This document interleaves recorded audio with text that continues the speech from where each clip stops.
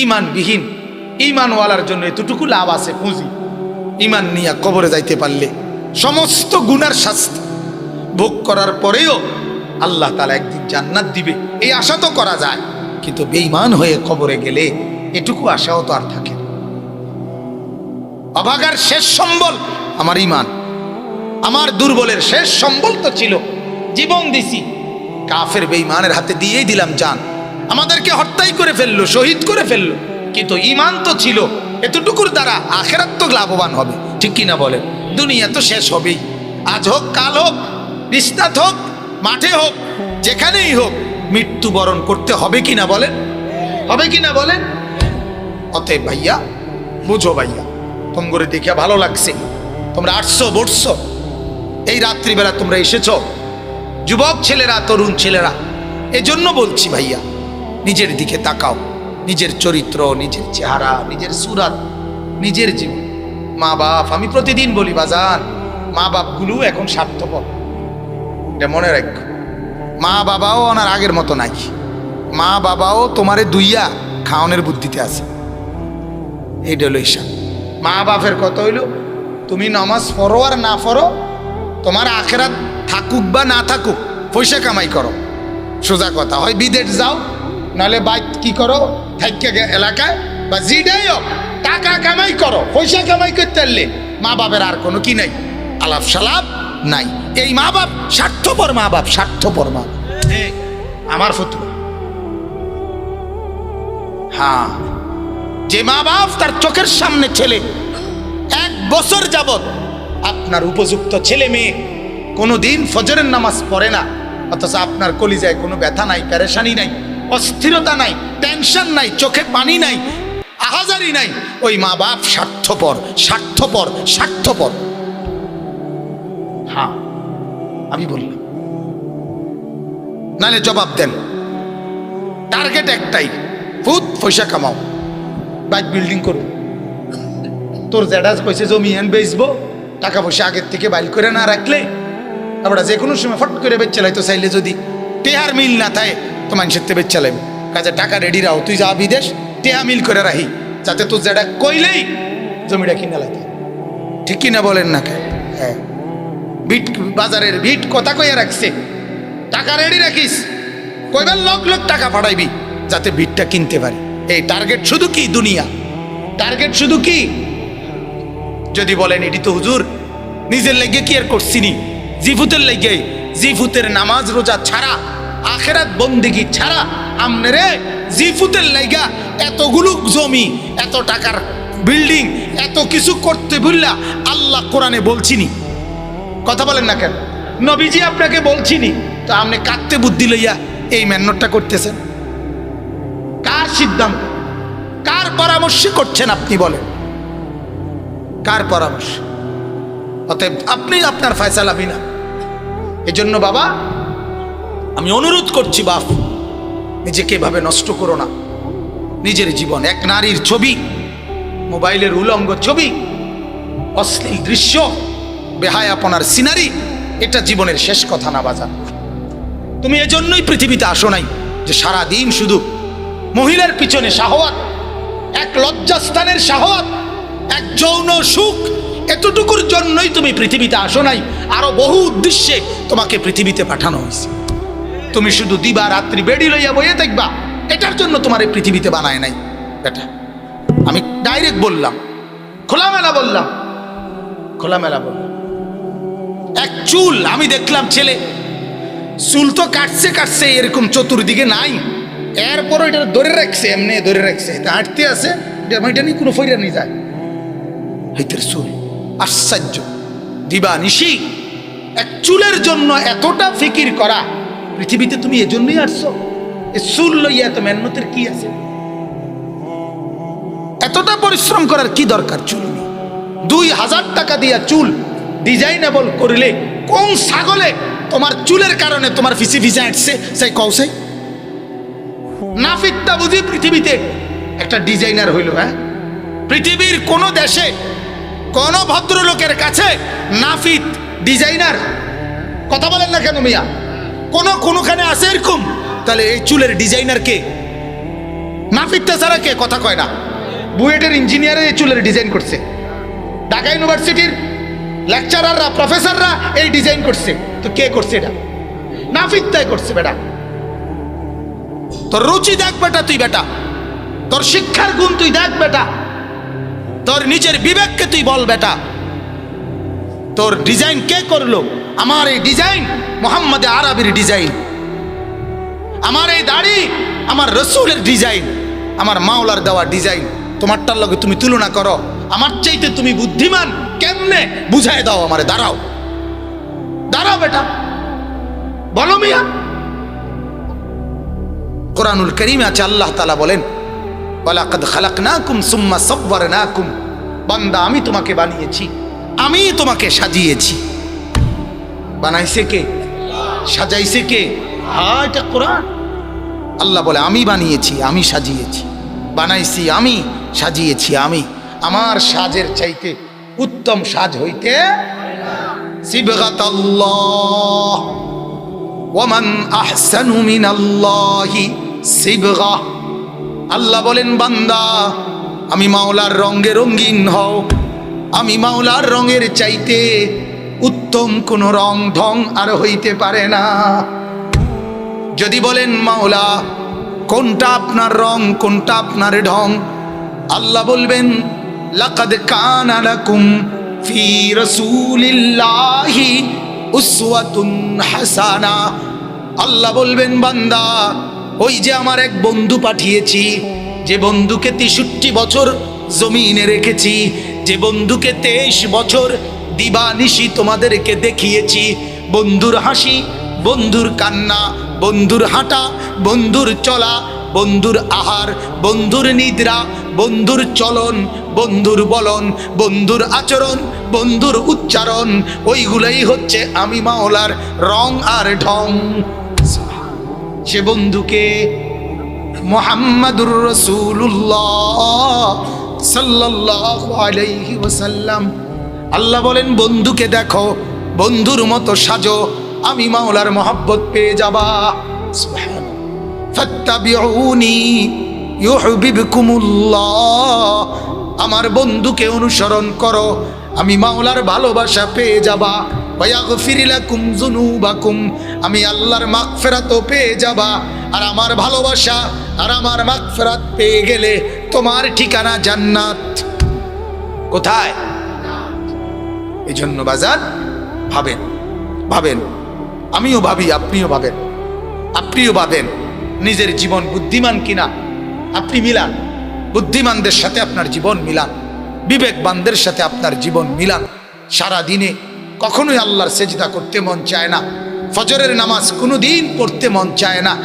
1 বছরে 6 মাস এভাবে পার হলো যে জীবনে কোনো সেজদা নাই, সারা দিনে একটা সেজদা নাই। যুবক তুমি মানুষ রইলা কেমনে? আরেকবার ভাইবো বাপ, আরেকবার ভেবো বাজান, তুমি আর জানোয়ারের মধ্যে কোনো তফাত আছে কিনা আরেকবার দেখো বাজান। কুত্তার দিকে একবার চাইও বাপ, তোমার সাথে তফাত দেখা যায় কোনো কিছুতে? একটু দেখো বাপ। শুয়োরের সাথে একটু দেখো বাপ, তোমার কোনো পার্থক্য আছে কিনা তুমি মিলায়ে নিও বাজান।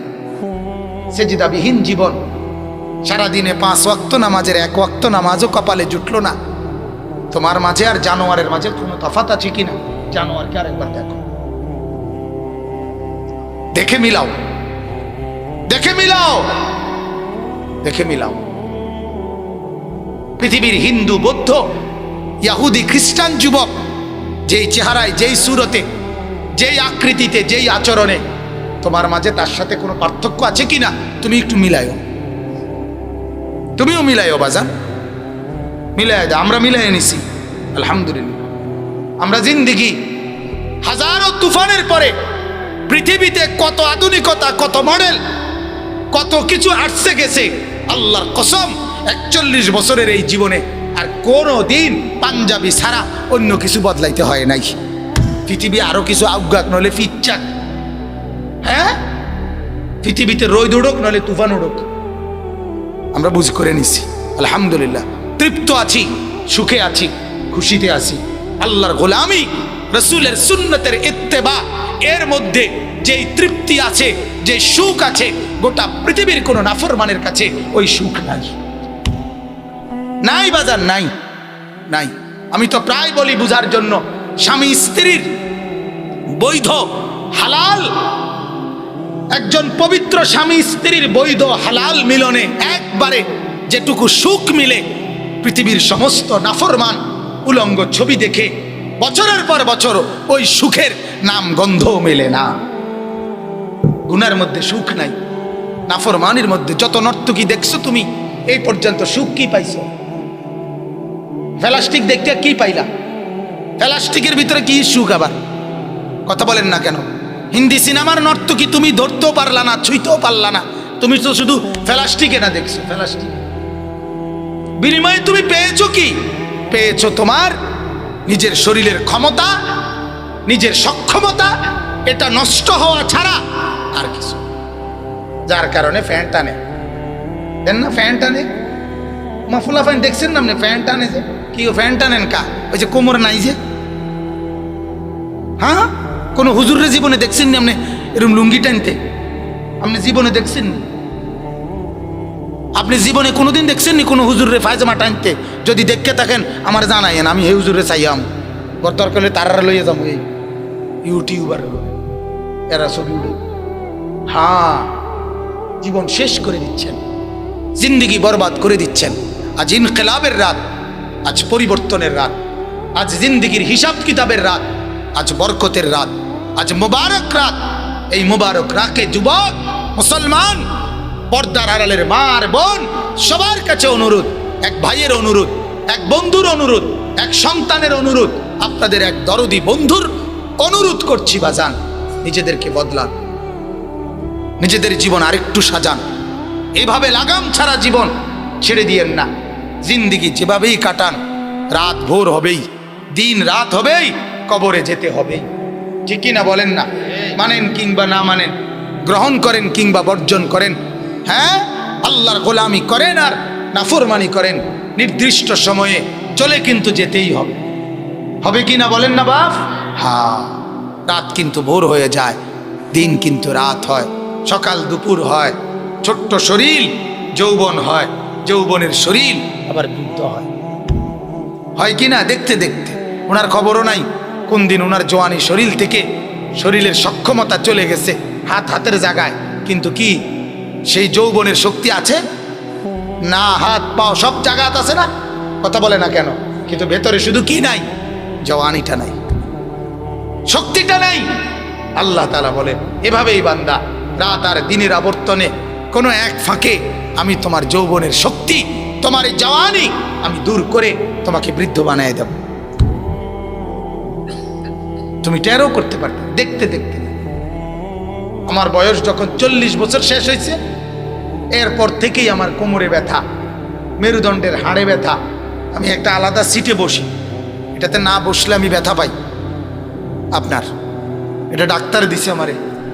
আমি প্রথম যেদিন এই কোমরের ব্যথা, মেরুদণ্ডের ব্যথার জন্য প্রথম যেদিন ডাক্তার দেখাইছি, উনি আমারে জিজ্ঞাইছে, হুজুর আপনার বয়স কত? আমি বললাম 40 শেষ হয়ে স্যার, 41-এ পড়ছি।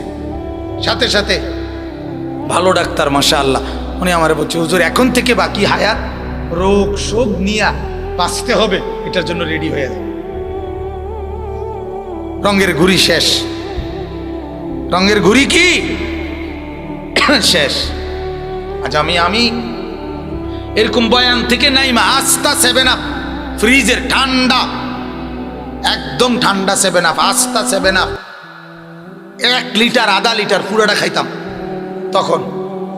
কিন্তু এখন যে দেখেন গরম পানি ছাড়া একটু এই আলাদা আপেল আঙ্গুর এগুলো খাইতেও ভয় লাগে যে ঠান্ডা নিয়ে লেগে যায়। এই জিন্দিগি সময়ের ব্যবধান, অল্প সময়ের ব্যবধান, জিন্দিগি এলোমেলো। অতএব বাপ, রাত গভীরে অনুরোধ করছি, আজ পরিবর্তনের রাতে, এক বরকতময় রাতে, এখনই ইনশাআল্লাহ আমরা গুনাহ থেকে তওবা করব। ঠিক আছে ইনশাআল্লাহ? সিদ্ধান্ত নিতে পারিনি বাপ, দেখো না, একটু হিম্মত করো না ভাইয়া। আল্লাহ আমাদেরকে তৌফিক দান করুক আজকের এই শবে বরাতে। তাহলে আমি এবার আয়াতগুলো থেকে অল্প একটু কথা বলে আমার কথা আমি মূল কথা, আমি যেই আহ্বানটা করতে চাইছি সেটা আমি করে ফেলছি।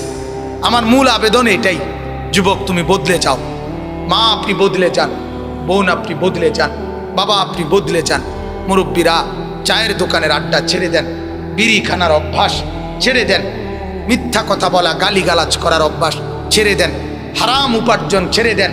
টেলিভিশন ঘরে নাটক, সিনেমা, নর্তকীর নাচ, এই অবস্থায় কবরে যাইয়েন না বাজান। এভাবে কবরের ঘরে রাইখা, ঘরওয়ালাদেরকে টেলিভিশনের উপরে রাইখা আপনার কাছে অনুরোধ, কবরে যাইয়েন না। আমার আব্বা যেদিন কবরে গেছে, ইন্তেকাল করছে, আমরা 5 ভাই 3 বোন, আমাদের ছেলে পেলে মিল্লা 25 জন, প্রায় 25 জন আমরা চতুর্দিকে বসে আল্লাহর কোরআন পড়তেছিলাম। আল্লাহর কসম, আমার আব্বা এরপরে, আব্বা জীবিত তখনও, লম্বা হয়ে শ্বাস টানতেছিল, তখন আমরা কোরআন পড়া অবস্থায় আমাদের ঘরে বাসায় আমার আব্বা ইন্তেকাল করছে। আমি মাকে সব সময় বলছি, মা এখনো আছেন। মা যখনই আব্বার কথা উঠায় তখন আমি বলি, মা আমার আব্বার আশা করি কোনো আফসোস থাকবে না, কারণ ফেরেশতা জিজ্ঞাসা করলেই আমার বাপ বলবে, মাওলা আমি আমার 25 থেকে 28 জন জিফুত নাতি নাতনি আপনার কোরআন পড়া অবস্থায় রাইখা আপনার কাছে আসছি। অনুরোধ বাজার, ঘর কিসের উপরে রেখে যাচ্ছেন? ফার্নিচার দিয়া কবরে হিসাব হবে না, সেজদা দিয়া, সেজদা কি দিয়া? সেজদা, জিকির, তেলাওয়াত, তসবিহ, কোরআন, দান, সাদাকা, আল্লাহর মহব্বত, রসুলের অনুসরণ, সুন্নাত, এর দ্বারা হিসাব।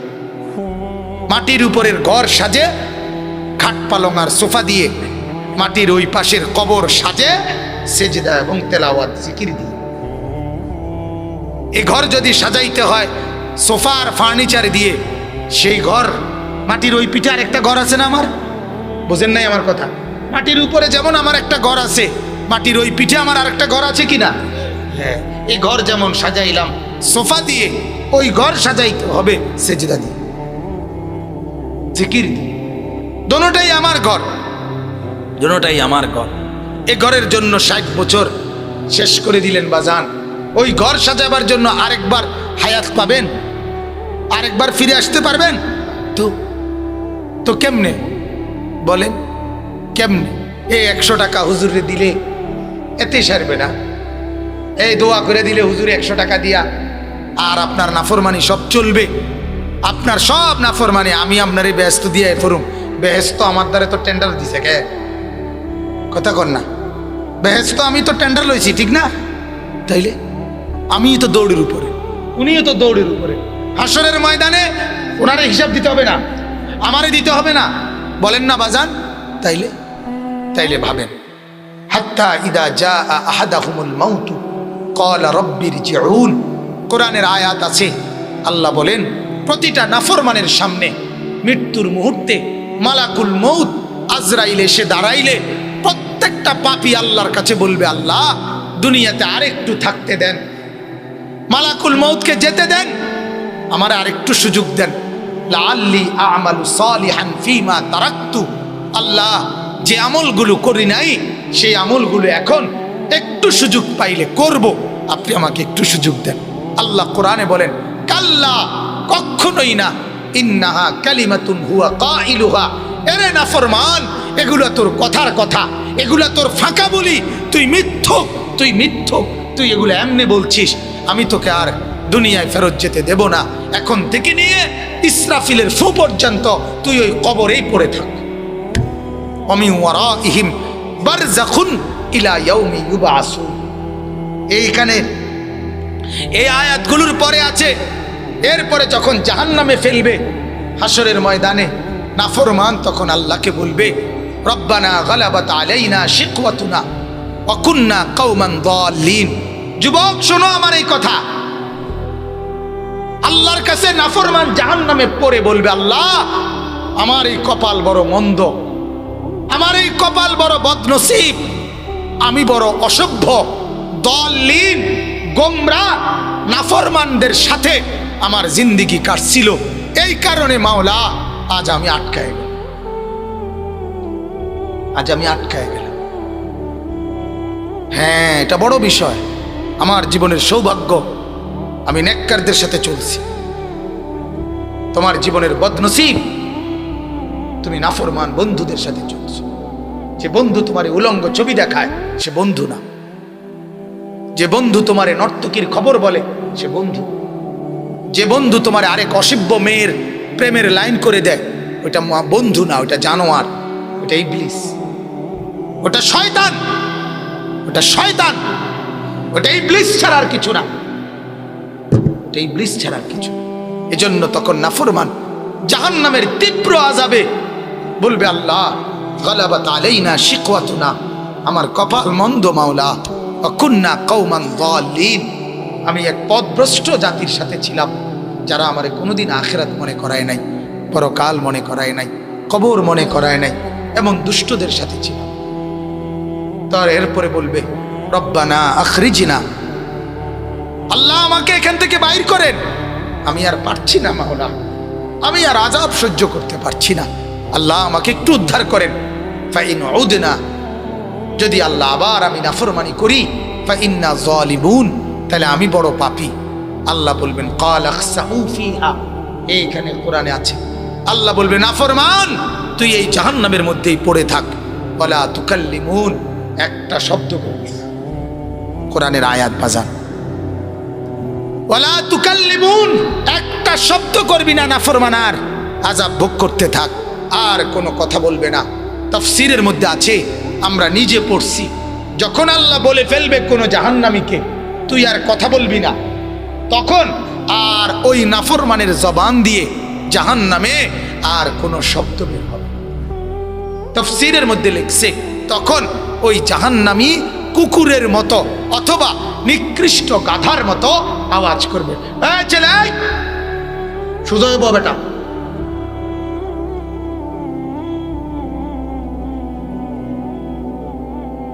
কারে বলি শোনো না,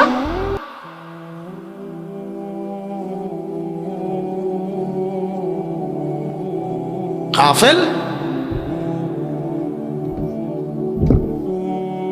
সোজা কথা, নগদ তরবিয়ত। আরেকবার না আসলাম কোনো অসুবিধা নাই, কিন্তু নগদ তরবিয়ত জরুরি, নগদ নগদ।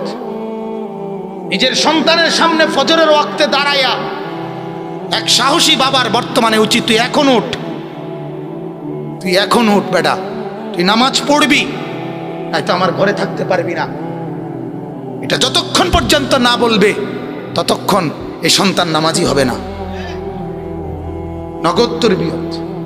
আপনি ভাবেন তো, তাইলে এখনো কথা বলছো কেন, এখনো ব্যাটকাও কেমনে, আর মানুষ হবে কোন দিন, জীবন চিনবা কোন দিন মিয়া?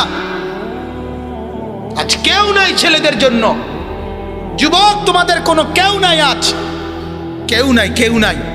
সবার চেষ্টা তোমারে যত বেশি উলঙ্গতা বেহায়াপনার মধ্যে ডুবাইয়া ধ্বংস করে দিতে, সবার চেষ্টা। বাজারে বাজারে, রাস্তায় রাস্তায়, ইউনিয়নে ইউনিয়নে, গ্রামে গ্রামে, মফস্বলে আপনার লাল নীল হলুদ বাত্তিওয়ালা রেস্তোরাঁ, ছোট ছোট হোটেল রেস্তোরাঁ চালু করে দিছে, যে যুবক তোর লগে যদি কোনো অসভ্য নর্তকী ব্যবস্থা করতে পারস তাহলে আমরা রেনে আয়, আর শহরে যাওয়া লাগতো না, তোর জন্য আমরা ব্যবস্থা রাখছি, তুই কোন রকমে মাইয়া মিলা টোয়াইতে পারস নিসা, একটা বাইল করতে পারলে আমরা রেনে জায়গা আছে। কথা বুঝছেন? সবাই মিলে চেষ্টা চলছে যুবককে শেষ করে দাও। কোন জাতির জীবনের সকালবেলা সূর্য উঠে ওঠে, বিকালবেলা সূর্য ডুবে ডুবে, মাঝখানের দ্বীপ প্রহরে সূর্য তেজ দেয়, আলো দেয়। ঠিক জিন্দিগির প্রথম বেলা মায়ের পেট থেকে বের হওয়ার পর দুর্বল, এ সময় তো মাত্র সবল হইতে হইতে সবল হয়, আবার কিছুদিনের মধ্যেই আবার সবল, দুর্বল হইয়া বৃদ্ধ হইয়া যায়। মাঝখানের টাইম তো অল্প কয়দিন, দ্বীপ প্রহর। এই সময় যদি আলো না ছড়ায়, এই সময় যদি তেজ না থাকে, এই সময় যদি আখলাক না থাকে, তো কখন সে কিছু করবে? বলেন আমারে, বলেন মিয়া। আজ উনি চেষ্টা করলে, এই চাচা আজকে চেষ্টা করলে 200 রাকাত নামাজ একবারে রাত্রেবেলা পারবো পড়তো? পারবেন? কুলাইবেন আপনি শরীরে? কিন্তু এক যুবক চাইলে পারবে না? কথা বলেন না কেন? একটা 18 বছরের ছেলে এখন চেষ্টা করলে সারা রাত এই মসজিদে নফল নামাজ পড়তে পারবে না? আল্লাহ তাকে এই শক্তি দিছে, সে এই অফুরন্ত শক্তি নষ্ট করে দিয়েছে শুধু এই ছবি দেখা, উলঙ্গতা, বেহায়া বইয়া থাকে রাতের 3টা পর্যন্ত। আমি ভুক্তভোগী, আমি তার একদিন ওয়াজ করি না।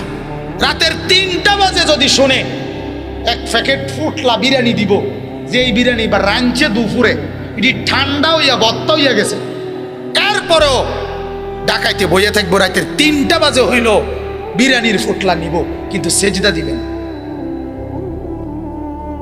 7:45 বাজে আসার নামাজ সে পড়বে না, কিন্তু রাতের 3টা বাজে হইল কি নিব?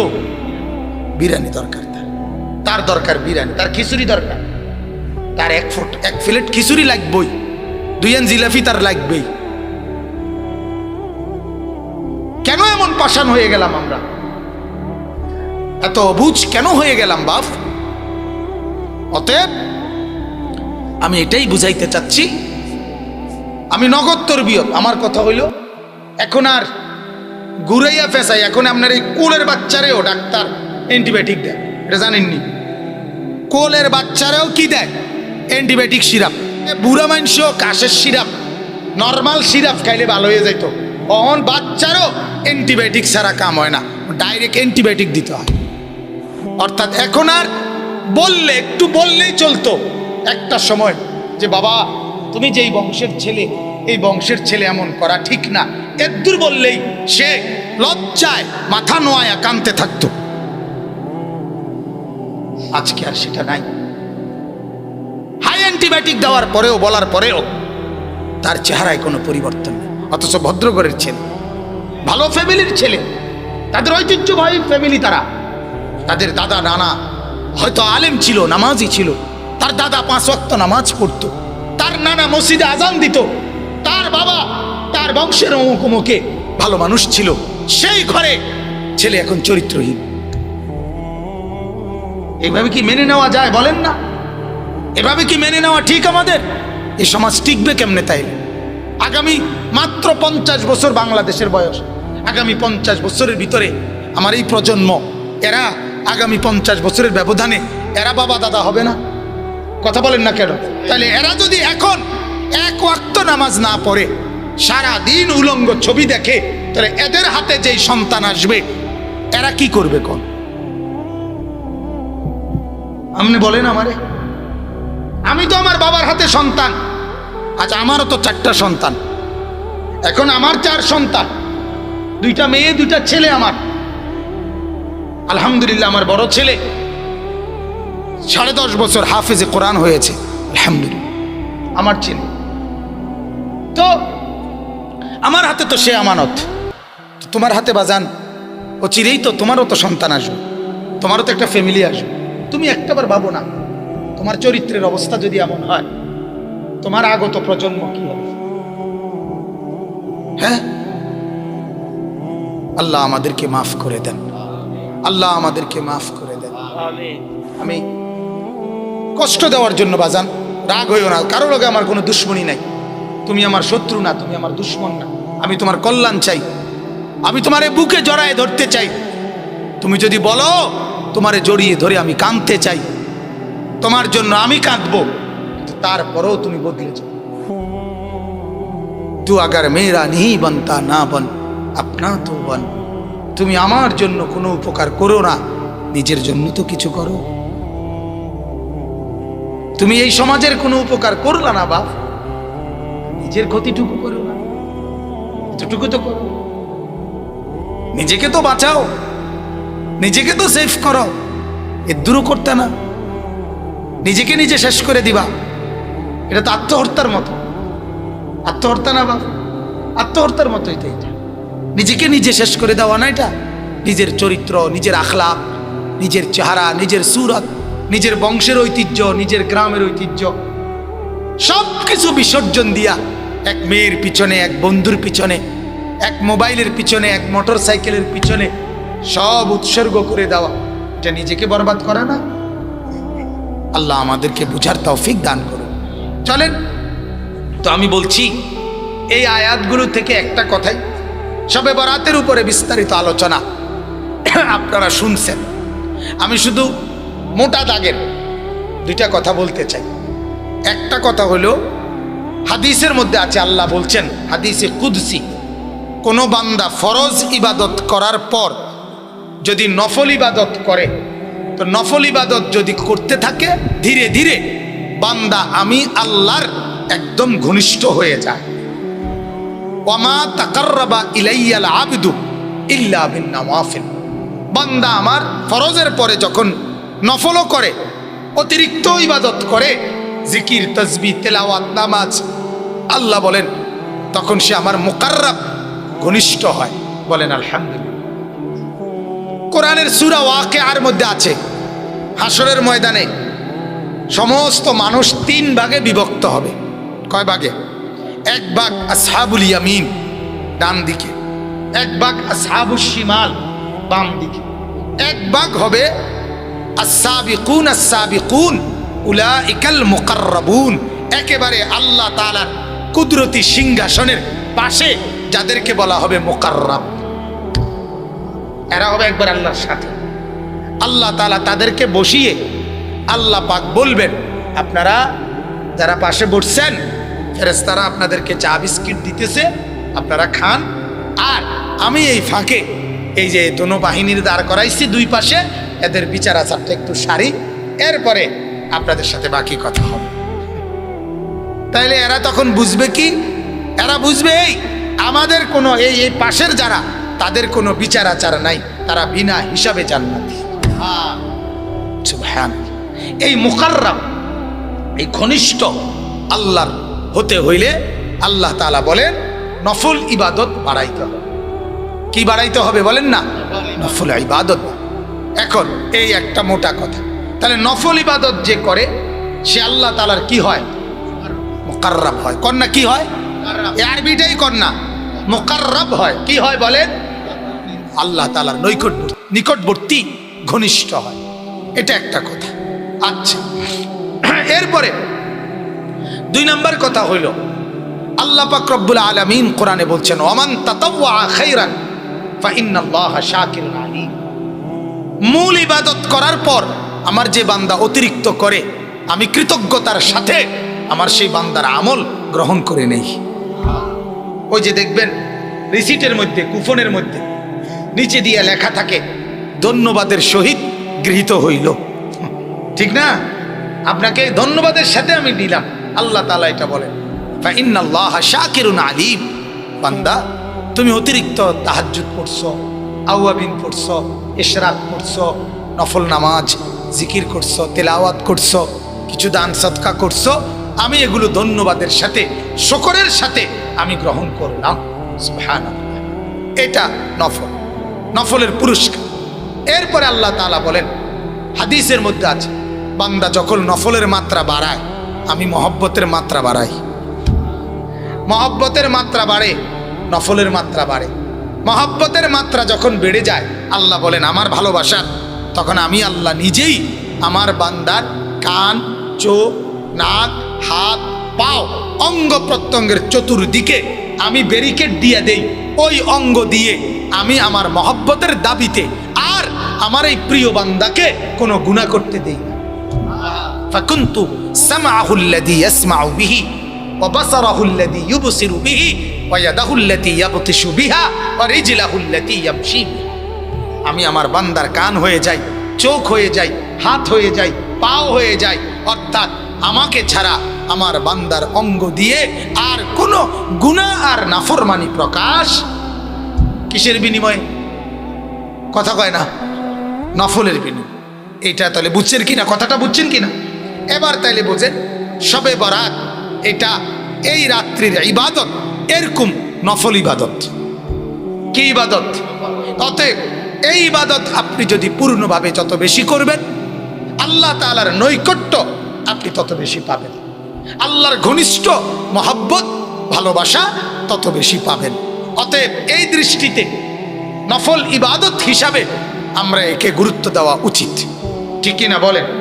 আচ্ছা, 2 নম্বর কথা হলো, এটা শবে বরাত এই সবে শব্দের অর্থ হচ্ছে রাত। কি? রাত। বারাত শব্দের অর্থ আমি বলছি, কেটে দেওয়া, বিচ্ছিন্ন করা। আল্লাহ তাআলা কোটি কোটি বান্দার জাহান্নামের ফয়সালা কেটে আজকের এই রাতে রব্বুল আলামিন জান্নাতের ফয়সালা লিখে দেয়, যেন জাহান্নামের নাম কেটে জান্নাতের মধ্যে নাম তুলে দেয়। এই জন্য এটাকে বারাআত বলে, কেটে দেওয়া, বিচ্ছিন্ন করা। তোমাকে জাহান্নাম থেকে বিচ্ছিন্ন করে ওই দিক থেকে টাইনা মাওলা এদিকে নিয়ে আসছে। সুবহানাল্লাহ। এটাকে লাইলাতুস সাক বলে, চেক, চেক লিখে দেওয়ার রাত। অর্থাৎ আল্লাহ তাআলা মুক্তির চেক, চেক বুঝেননি? আর ওই যে ব্যাংকে টাকা উঠানোর যে চেক, আল্লাহ তাআলা মুক্তির চেক আল্লাহ তাআলা লিখে দেয়। সুবহানাল্লাহ। আচ্ছা, তৃতীয় কথা, শবে বারাত কোরআন এবং সুন্নাহ দ্বারা প্রমাণিত কিনা, কথা বুঝছেন কিনা? এই নিয়ে মোটামুটি একটু সচেতন যারা, তারা যেহেতু নিয়মিত ফেসবুক, ইউটিউব বিভিন্ন কিছুতেও আবার ইসলামী অনেক লেকচার আলোচনাও শোনে, ভালো। তো এর মধ্যে কিছুটা মিশ্র আলোচনা আছে, অর্থাৎ পক্ষে বিপক্ষে কি আছে, আলোচনা আছে। এক্ষেত্রে আমার প্রথম কথা হলো, শবে বারাত প্রথম কথা হলো হাদিস দ্বারা প্রমাণিত। কি দ্বারা প্রমাণিত? বলেন, কি দ্বারা প্রমাণিত? হাদিস দ্বারা প্রমাণিত। কোরআনুল কারীম দ্বারা প্রমাণিত কিনা এই ব্যাপারে উলামায়ে কেরামের মধ্যে মতানৈক্য রয়েছে, নির্ভরযোগ্য মতানৈক্য। কিন্তু একথা মনে রাখতে হবে, বিশুদ্ধ হাদিসের মধ্যে একথা বহুবার আছে। নবীজি বলছেন যে আমার উম্মত শুনো, আমি যা বলেছি কোরআনে যদি সেটা নাও থাকে আয়াতে, আমার হাদিস সেটা একটাও এমন নাই যেটা আমার আল্লাহ বলে নাই, অথচ আমি তুম করে বাড়াইয়া বলছি, এমন কথা আমি মুহাম্মদের জবান দিয়া কখনোই বের হয় নাই। বুঝেন নাই কথাটা? কোরআনুল কারীম একটা আয়াত আছে, উলামায়ে কেরাম তো জানেই, আল্লাহ তাআলা কোরআনে বলছে, ওয়ালাউ তাকাওয়ালা আলাইনা বা'দাল আকাবিল লা আখাযনা মিনহু বিল ইয়ামিন। আল্লাহ তাআলা বলেন, বন্ধু কথাটা মনোযোগ দিয়ে শুনেন, আশ্চর্য কথা, ভয়ের কথা, ভয়ের আতঙ্কের কথা। আল্লাহ নবীকে বলছে, নবীকে, আমাদের রাসূলকে, বন্ধুকে, বন্ধু আপনি যদি আমার নামে একটা শব্দ আকাবিল বানাইয়া, বানোয়াটি বানানো কোনো কথা আপনি যদি আমার নামে বলেন, কাকে বলছে? কথা বলেন না, কাকে? আমার দুই একজন যারা শুনতেছেন তারা একটু হুঁ হা করেন। কাকে বলছে বলেন না? বন্ধু আপনি যদি আমার নামে কোনো কথা বানিয়ে বলেন, বানোয়াট, লা আখাযনা মিনহু বিল ইয়ামিন, এইভাবে আমি আল্লাহ আপনার ডান হাত টেনে ধরে ফেলব। এরপরে ডান হাত টান দিলে মাথাও নিচে দিগাইয়ে, ঠিক কিনা বলেন না? আল্লাহ তাআলা বলেন ডান হাত টেনে ধরে সুম্মা লাকাতানা মিনহুল ওয়াতিন, আপনার গর্দান নামাইয়া, আপনার গর্দান আপনার দেহ থেকে আলাদা করে ফেল। কাকে বলছে? নবীজিকে বলছে, আল্লাহর নবীকে বলছে। হ্যাঁ, তাফসীরের মধ্যে আছে আল্লাহর নবী কথা শুনে কাঁপ দিয়ে উঠছে, চোখের পানি ফেলে দিছে, বলছে উম্মত দেখো মাওলা এত ভালোবাসার পরেও আমারে কি কইছে। অর্থাৎ আল্লাহর নামে একটি শব্দ বানাইয়া বলার অধিকার, অনুমতি আল্লাহ নবীকে দিয়েছেন। কথা বলেন না? বলছে গর্দান ফালাই দেব, আপনার ঘাড় আলাদা করে ফেলবো, এর চাইতে বড় কথা আর কি হতে পারে? অতএব রাসূলুল্লাহ সাল্লাল্লাহু আলাইহি সাল্লামের হাদিস, তিনি যা বলেছেন কোনোটাই আল্লাহর কাছ থেকে সিদ্ধান্ত ছাড়া নিজের থেকে বলেন। এটা বুঝলাম কি না বলেন? অতএব শবে বরাত হাদিস দ্বারা প্রমাণিত। ওই কাকু কারে টোয়ায় দেখেন, কাকা কারে খোঁজেন? মাশা। তো দেখেন আমি কথা শেষ করছি, অল্প কথায় শেষ হয়ে যাবে এক্ষুনি। তো এখন বলেন, আল্লাহ তাআলা বললেন যে যদি, আরে আল্লাহ রসুলের এই হাদিস দ্বারা যেহেতু প্রমাণিত, অতএব কোরআনুল কারীমের মধ্যে যে কথা বিধান, নবীর হাদিস দ্বারাও যদি কোনো বিধান হয় তাহলে সেটাও সমানভাবে উম্মতের জন্য গ্রহণযোগ্য। গ্রহণযোগ্য কিনা বলেন না? যেহেতু নবীজি নিজের থেকে কিছুই কি করে নাই, আরে বলেন না কি করে নাই। আচ্ছা, এইবার আসেন হাদিসের মধ্যে, আল্লাহ নবীর হাদিস দ্বারা শবে বরাত প্রমাণিত, হাদিসের মধ্যে আছে। আপনি যদি বলেন তাহলে হুজুর অনেকে যে কয় নাই, কথা বুঝছেন, অনেকে যে বলে নাই, তাহলে আমি আপনারা শুধু এটা বলি, ওই যে অনেকে যে কয় আছে এর মধ্যে আমি একজন। কথা বুঝেন নাই? আপনি না কইলেন অনেকে নাই, কয় নাই, অনেকে তো কয় আছে, এর মধ্যে আমি একজন, আনিসুর রহমান, আমি একজন। এখন আমার কথার ব্যাপারে আপনাকে সিদ্ধান্ত নিতে হবে। আপনার যদি মনে হয় আমার কথার উপরে আস্থা রাখা যায় তাইলে আপনি মানবেন, আর আপনি যদি বলেন হুজুর আপনার কথার উপরে আমার আস্থা নাই, তো আপনারে মানতেন কয়কে? কথা বোঝেন নাই আপনার? হিন্দুস্তানের একজন বড় বুজুর্গ ছিলেন, ইমামে রব্বানি হযরত মাওলানা মুফতি রশিদ আহমদ গাঙ্গুহি রহমতুল্লাহ আলাই। তিনি বলতেন ওনাকে যদি কোনো মাসালা জিজ্ঞাসা করত উনি উত্তর দিতেন, দিলে ওনারে যদি বলতো হুজুর দলিল কি, উনি বলতেন রশিদ আহমদ। দলিল কি? আমি রশিদ আহমদ দলিল, আমি দলিল। তোমাকে আগে ফয়সালা নিতে হবে তুমি আমার উপরে নির্ভর করতে পারো কিনা। যদি বলে আমার উপরে নির্ভর করতে পারো না, আমারে হুজুর মনে হয় না, আমারে আলেম মনে হয় না, আমি কোরআন সুন্নাহ জানি, এই আস্থা তোমার নাই, তো তোমারে জিঙ্গাই তো কয়কে? কথা বোঝেন নাই আমার? তোমারে জিগাই তো কয়কে? আর আস্থা থাকলে মানতে অসুবিধা কি? কথা বলেন না কেন? আপনি যদি এটাই বুঝেন আপনার ইমাম সাহেবের নামাজ হয় না, তো আপনারে হেনে নামাজ পড়তে কয়কে?